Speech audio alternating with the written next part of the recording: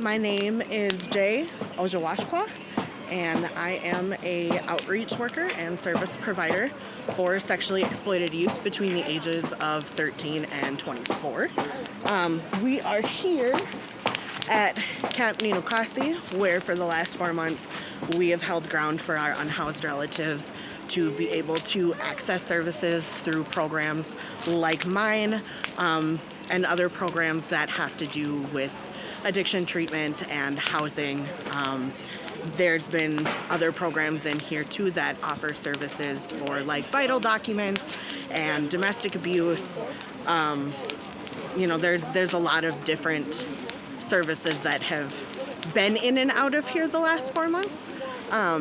But the majority of the services that are here and have been here with us since day one are our housing services, our treatment services, our culturally specific services, and now our sexual exploitation services. And today we got our final eviction, and we are once again displacing already displaced relatives on stolen land that's theirs.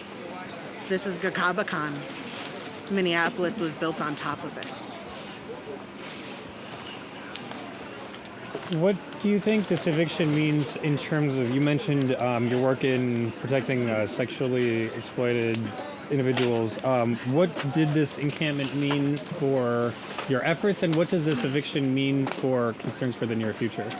Well, the encampment was an easier way for us to be able to stay in consistent contact with highly mobile clients.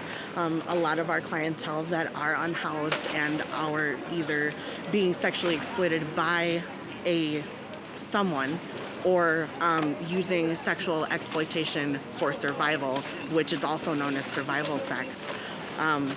Those people know that they are protected in here. So when they are done doing whatever they need to do to be able to meet their basic needs on the street, they're able to come here, they're able to feel safe, they're able to sleep in a warm yurt, they're able to get some food, and they're able to access other resources besides sexually specific programs. So if they needed like vital documentation, or they wanted to try to get into housing, or they wanted to try to get into treatment with lodging or access culturally specific services, they can do that here.